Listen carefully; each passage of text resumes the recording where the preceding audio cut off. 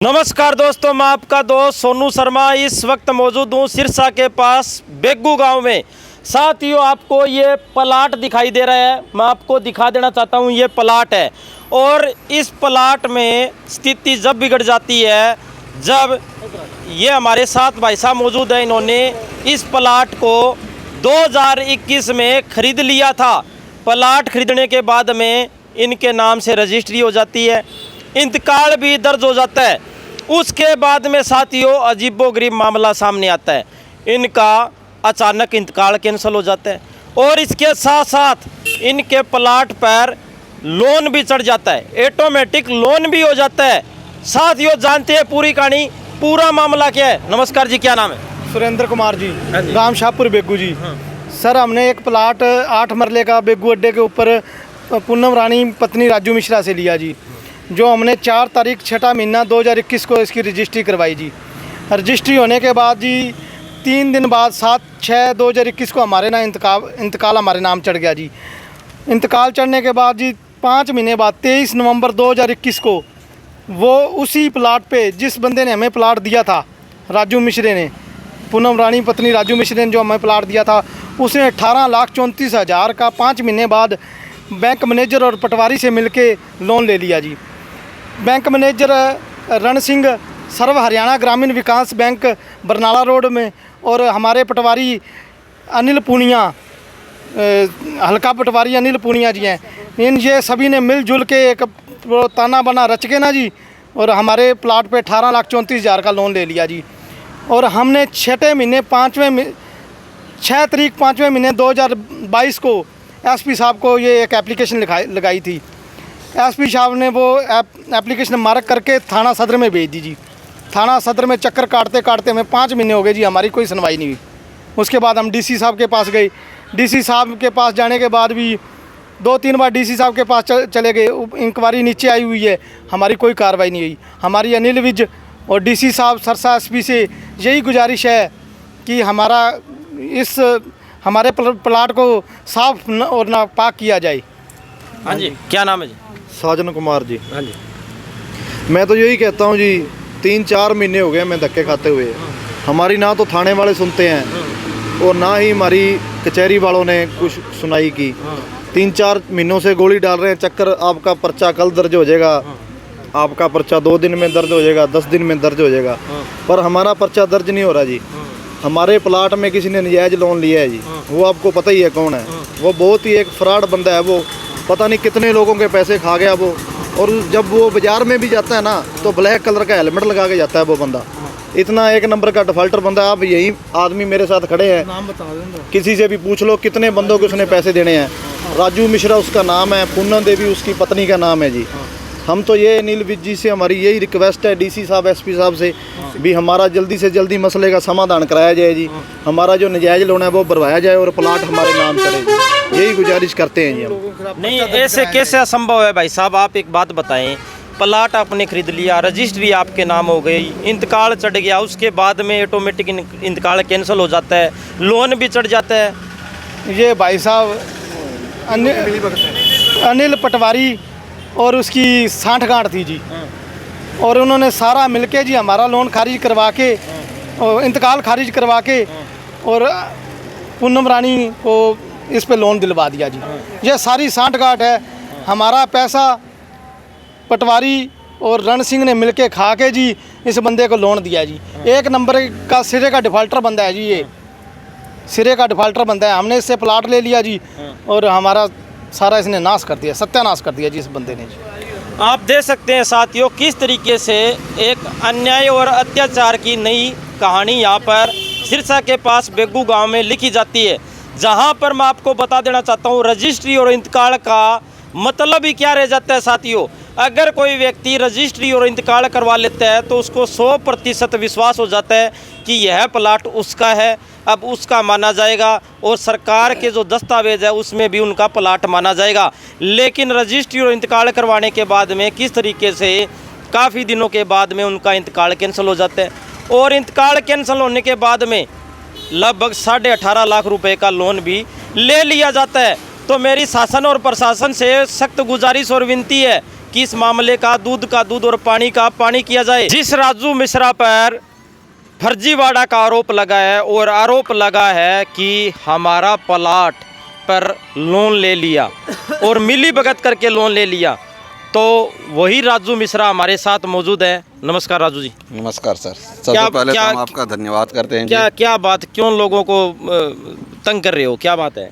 Sir ऐसा हमने कोई तंग नहीं किया, अगले हमें तंग कर रहे हैं। हमारी फैक्ट्री में ताला लगा दिया है, ताला लगाने के बाद पूरा ताला लगा दिया तो इसका मतलब ये थोड़ी अभी लोगों के प्लाटों पर आप कब्जा करोगे, कर दिया जी। हमारा सारा चीज बंद कर दिया, हमारा रास्ता बंद कर दिया, टैंकर आता है उसका बंद कर दिया, यहाँ टपने नहीं देंगे, जान से मार देंगे, इस तरीके से नाना प्रकार की हमें धमकियां दे रहे हैं। आरोप तो लगाना ही है। मामला कोर्ट में अभी विचाराधीन है। आज उसकी हियरिंग थी, किसी कारण बस हियरिंग नहीं हो पाई। न्यायालय में क्या विचाराधीन मामला है ये बताइए। इन्होंने हमारे ऊपर ही आरोप लगाया, उसमें कई बना रखा है पार्टी, जैसे हमें बैंक और पता नहीं किसको किसको बना रखा। मैं तो अपने जिम्मेदारी लेता हूँ। हमारे ऊपर जो आरोप लगाया, मेरा जवाब दावा लग चुका है। आगे जो अग्रिम कार्रवाई होगी वो न्यायालय के ऊपर है। जो रास्ता बंद किया है इन्होंने और जो फैक्ट्री में ताला लगाया हुआ है, उसके लिए मैं माननीय न्यायालय में गया हूँ और कोर्ट ने आगे अगली कार्रवाई के लिए हमने दे दिया है। जो भी होगा वो न्यायप्रिय होगा और हमें न्यायालय पे पूरा भरोसा है। इसके अतिरिक्त मैं कुछ नहीं बोलना चाहता। यदि आप कुछ और बातचीत करना चाहते हैं तो हमारे वकील साहब से आप बात कर सकते हैं, मैं आपको बात करा सकता हूं। नहीं, आप बात उलझा रहे हो। आप कह रहे हो भी कोर्ट में विचाराधीन है मामला जी।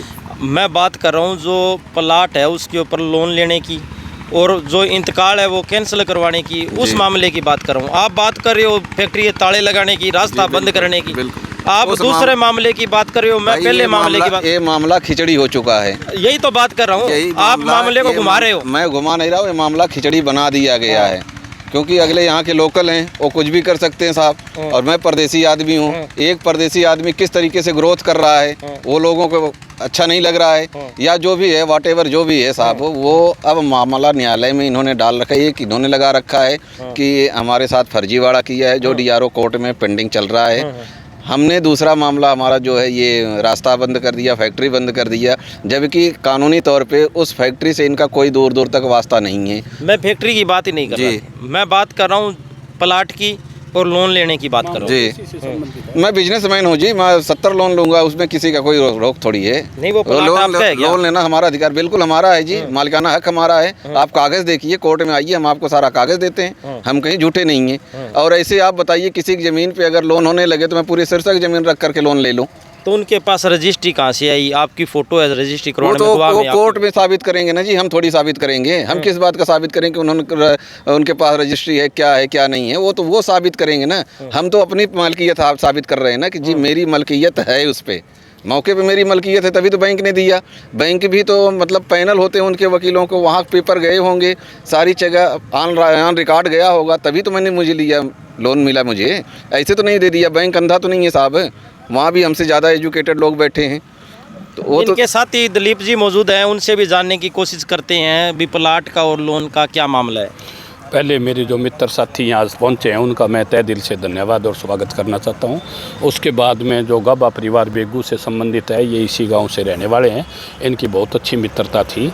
और प्लाट का लेन देन का जहाँ तक है, इस पर 420 पटवारी और मैनेजर साहब जिनका ये बता रहे हैं, उनका वहाँ तक तो सीमित था कि ये उनके बताने के मुताबिक वो ठीक हैं तो इनकी सज़ा होती। ये परिवार है ना, उनको कहीं न कहीं दुख था अपना, तो वो पंचायत के माध्यम से और जो 420 बनती है या नहीं बनती वो अधिकारी देखते या लॉ ऑर्डर से देखते, वो वहाँ तक सीमित थे। इन्होंने फैक्ट्री को ताला लगाना, जो कि फैक्ट्री के ऊपर लगभग 85 लाख रुपए लोन है, और उन्होंने धक्के से ये ताला लगाया। ये गाबा परिवारों ने गलत किया है, ऐसा नहीं करना चाहिए, कानून उनको हाथ में नहीं लेना चाहिए। अब कोर्ट में अगर विचाराधीन कोई कार्रवाई है तो उसमें पुलिस तो ये देखेगी ना कोर्ट से क्या आदेश आते हैं। आज मिश्रा जी गए हुए थे, 7 लोगों की समनिंग वगैरह कह रहे हैं, इनके चाचा जी हैं जो गाबा जी के वजीर, उनके लड़के का उनका और का उन्होंने नाम दिया है। जो भी इसने नाम दिए हैं, ये मामला तो और आगे पेचीदा हो जा रहा है। जो मिश्रा जी ने इनसे ठगी कर ली, इनके गाबा जी के मुताबिक अगर ठगी कर ली तो उसकी 420 थाने से बन जाती और ये काबू आ जाता, ये कहाँ भागता था। अब फैक्ट्री को ताला लगाना, कल इसके घर पर आके आना या इसको जान से मारने की धमकी देना, ये कहाँ तक उचित है? ऐसा नहीं होना चाहिए। मैं इस फैक्ट्री के संबंध से इससे काफ़ी वाकिफ़ हूँ। इसने पैसे एक दो जगह से लिए थे, दे भी दिए।